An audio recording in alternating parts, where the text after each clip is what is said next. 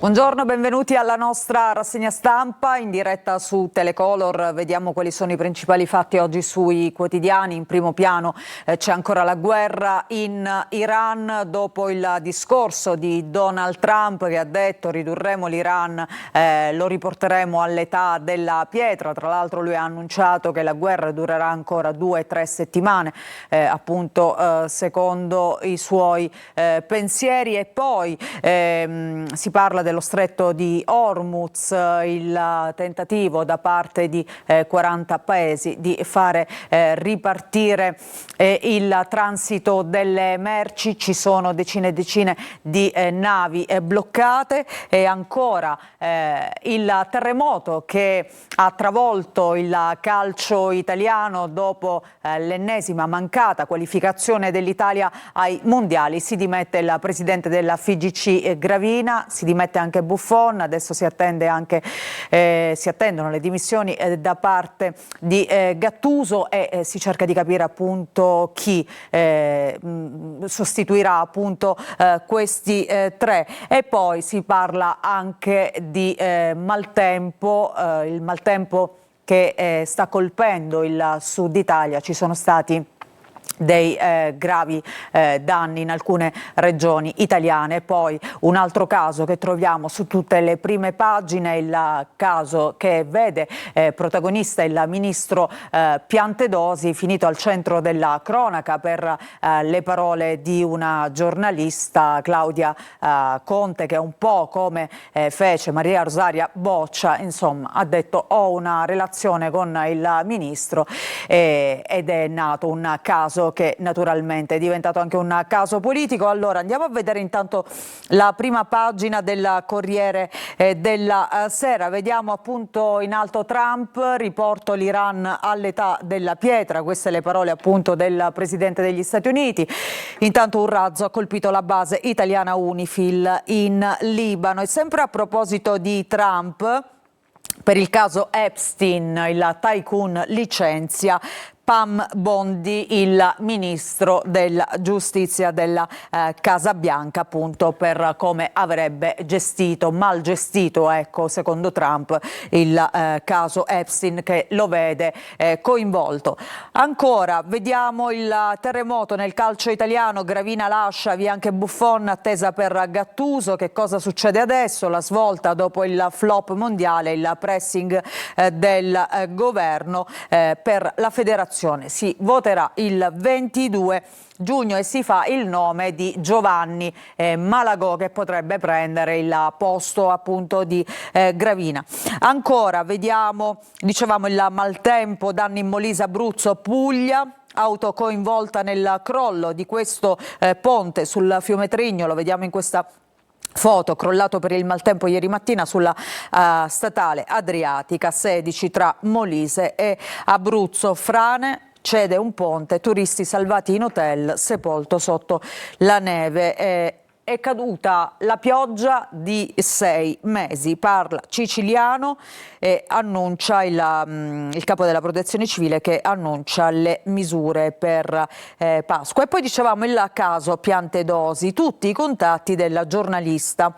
Non parla il ministro, non parla la giornalista che ha svelato la loro relazione, ma il governo e Fratelli d'Italia lavorano a un'istruttoria per ricostruire la rete di Claudia Conte. Qualcuno sospetta che appunto queste dichiarazioni siano state pilotate da qualcuno per dare un ulteriore duro colpo al governo Meloni, che diciamo sta affrontando una crisi in questi giorni a partire dalla vittoria del no al referendum sulla giustizia. Vediamo la Repubblica.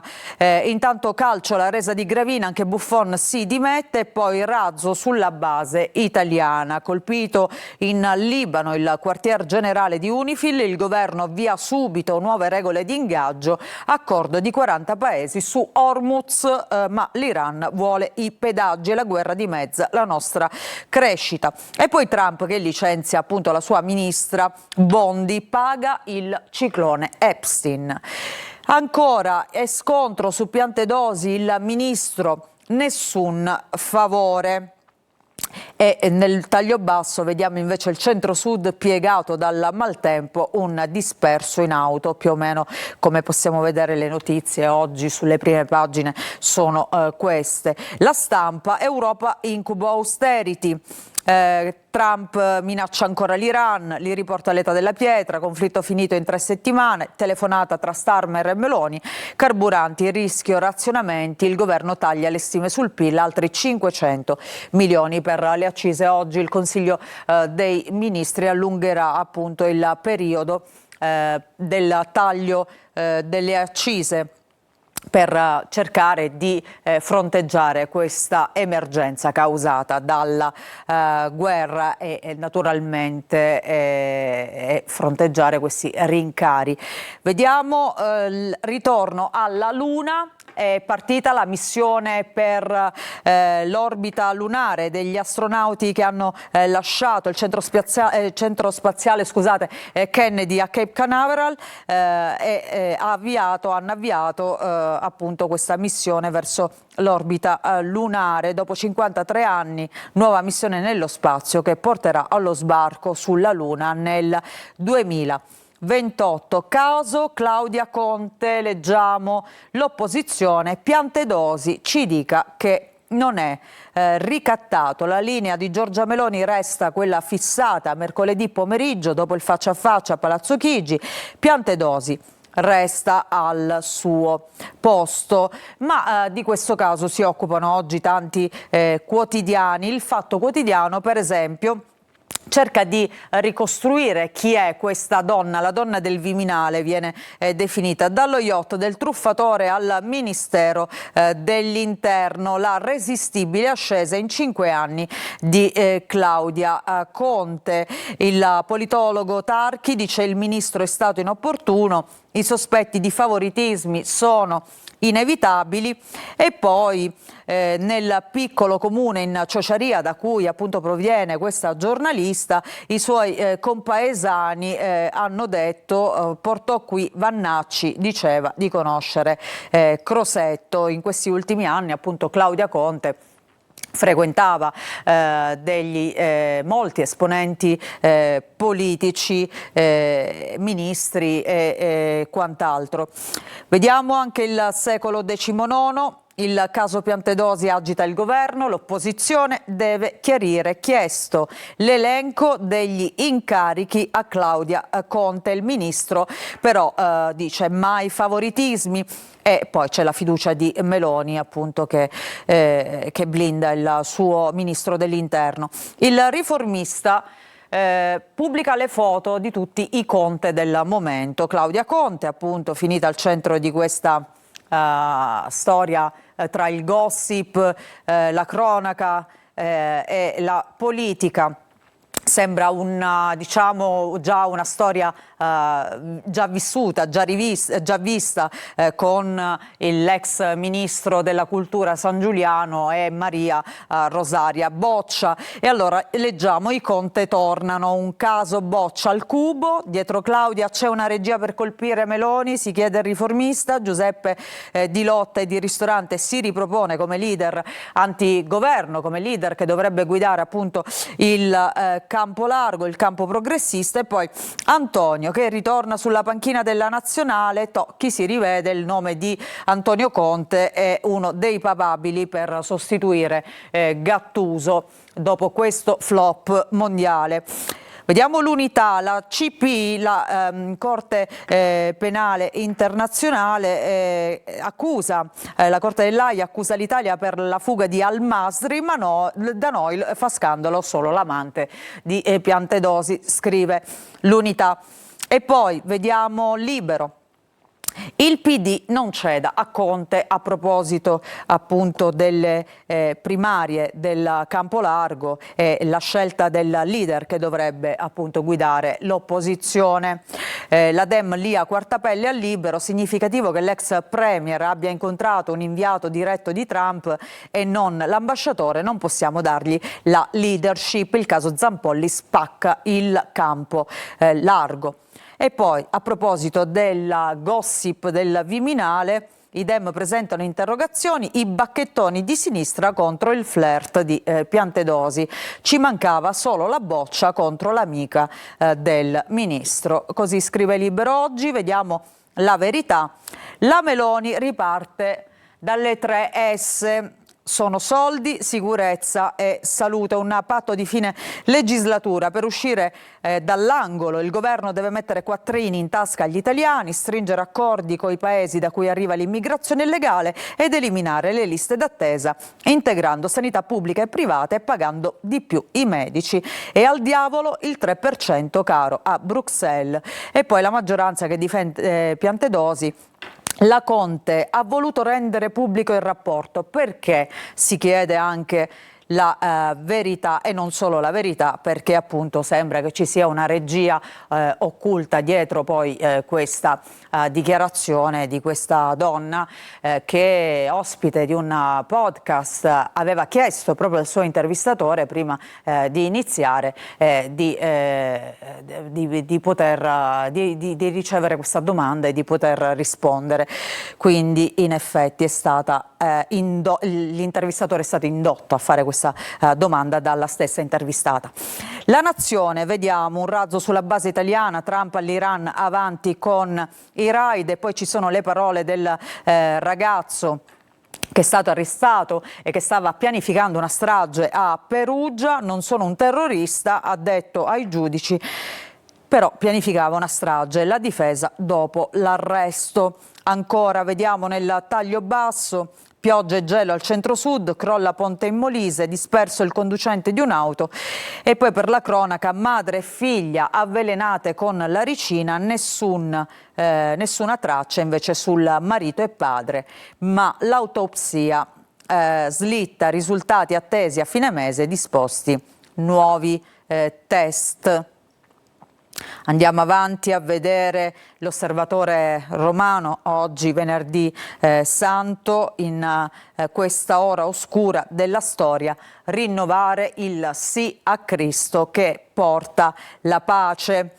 Nel giovedì santo Leone XIV ha presieduto la messa crismale nella Basilica Vaticana, dove si è tenuto poi il rito della lavanda dei piedi. Andiamo a vedere il manifesto, il titolo di oggi: riservisti, scorta esaurita, il carburante scarseggia, chiudono fabbriche e benzinai, non è più solo speculazione. Europa e Asia, le più colpite dagli effetti della guerra all'Iran, Trump allontana la fine, crollano i mercati, i paesi europei studiano ogni opzione per riaprire Hormuz. E ancora vediamo il Giornale a proposito appunto degli effetti della guerra. Da maggio aerei senza carburante, oggi il nuovo taglio delle accise, prolungata la guerra, volano i prezzi. Il 9 aprile arriverà in Europa l'ultima nave carica di cherosene per gli aerei, ora c'è il rischio concreto di cancellazioni. Ci fermiamo per una breve pausa, ritorniamo tra poco con gli ultimi aggiornamenti dal nostro sito siciliaweb.it e poi naturalmente vediamo i quotidiani regionali con tutti i fatti siciliani oggi in edicola.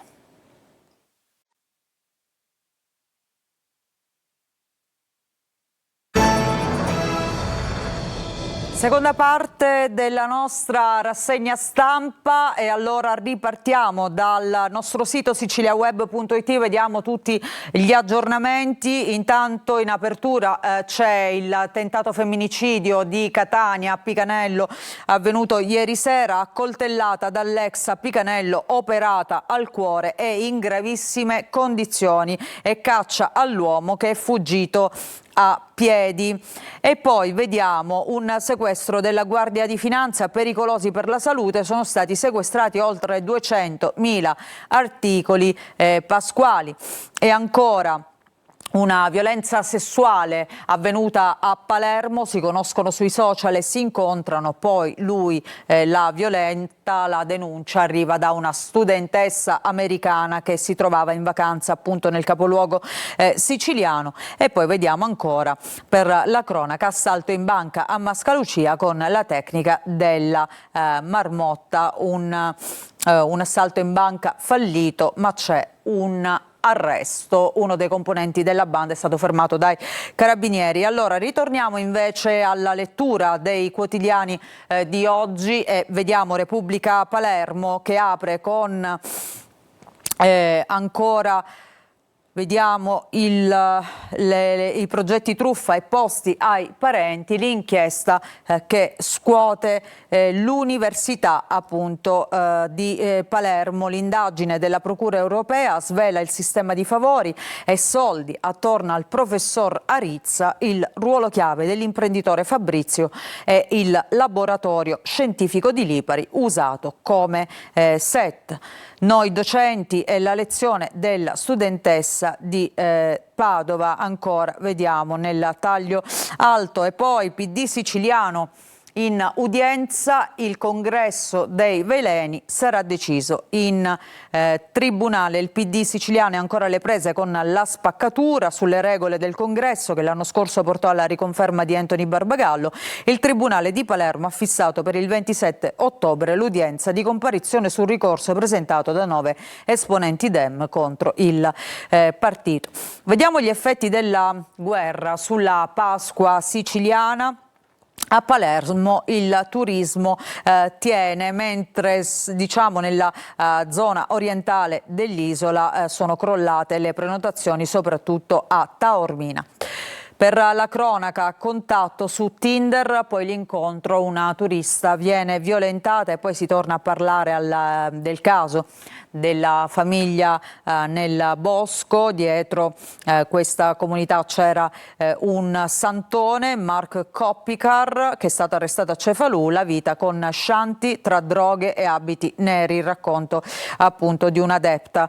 E poi vediamo la morte di questa donna, Gerda Caruso, che è stata trovata morta a casa. Parla il marito, bugie su di me.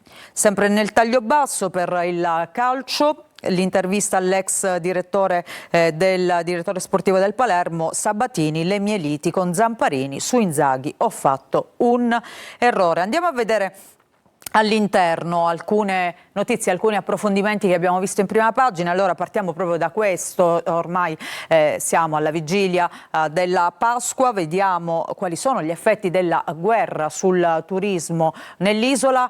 Taormina crolla, Palermo resiste, il turismo ha due facce, guerra e rincari, la Sicilia orientale registra un calo di presenze, nella Perla il 30% di stanze libere, gli hotel abbassano le tariffe.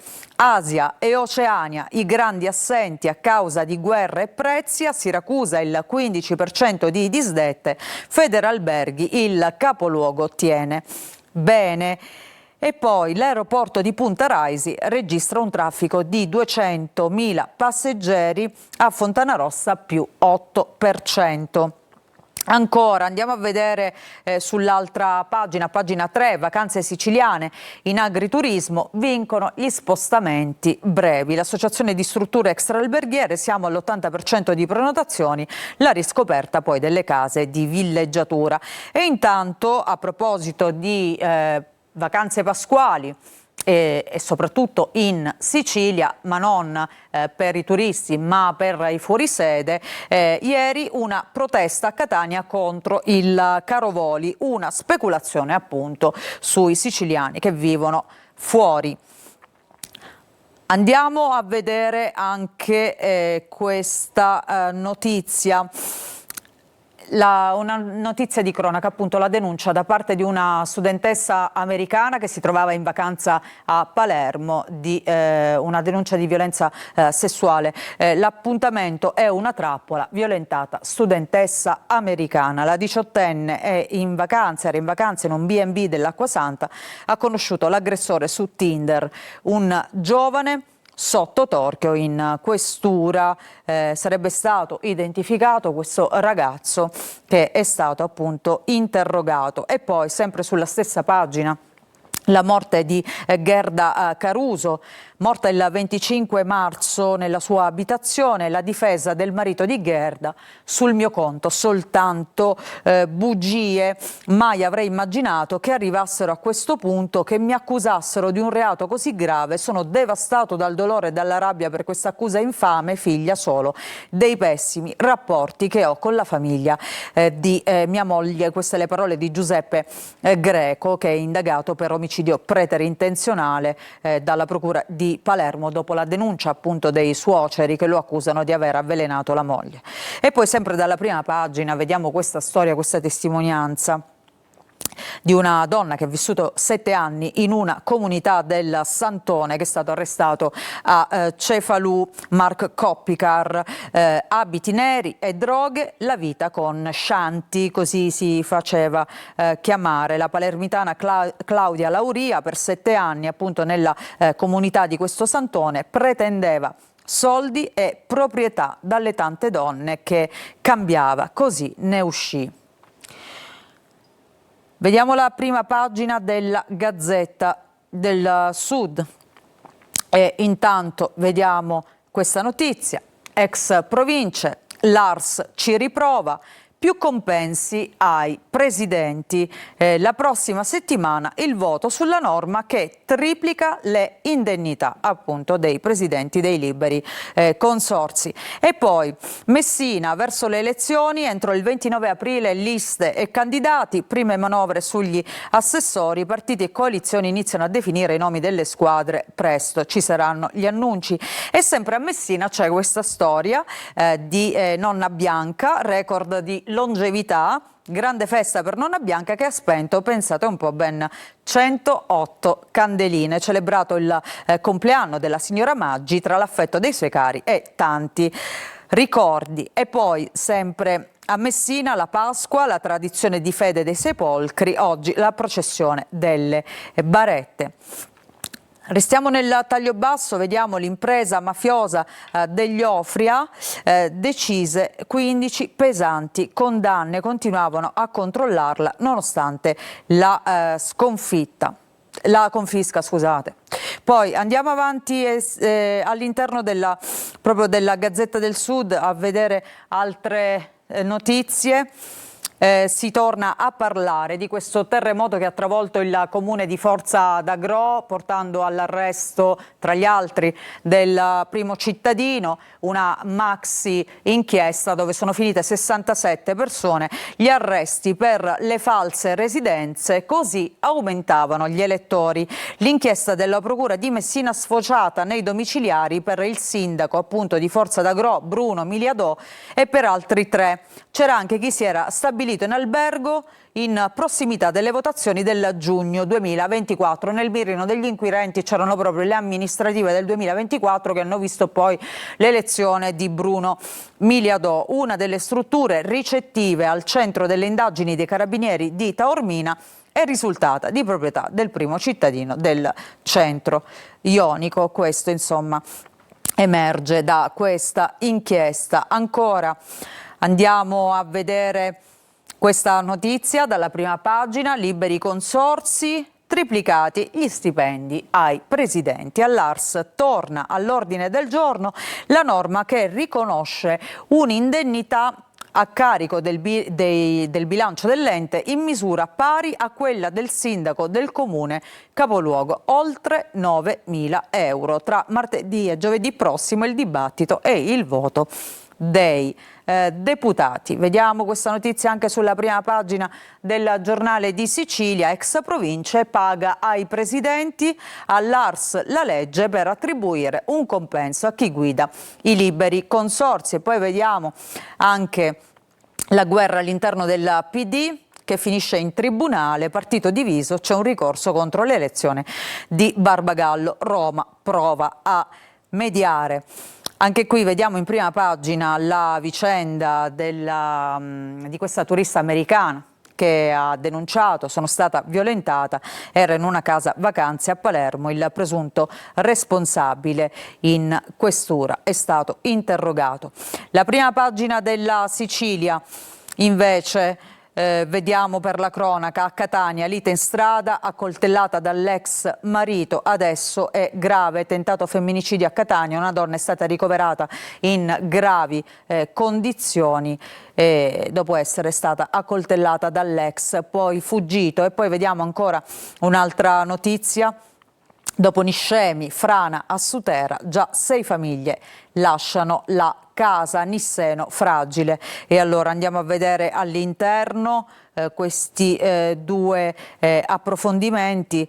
Intanto vediamo a pagina 8, appunto, territorio fragile, anche Sutera sprofonda, 6 famiglie vengono evacuate, dissesto idrogeologico in provincia di Caltanissetta, un quartiere sospeso nel vuoto, con le case a pochi centimetri dall'abisso e le strade spezzate come vetro. A Sutera il dissesto idrogeologico non è più un rischio lontano e ipotetico, ma una realtà drammatica, concreta, che si consuma ogni giorno sotto gli occhi impotenti dei residenti. Qui vediamo alcune foto di quello che sta accadendo nel comune del Nisseno.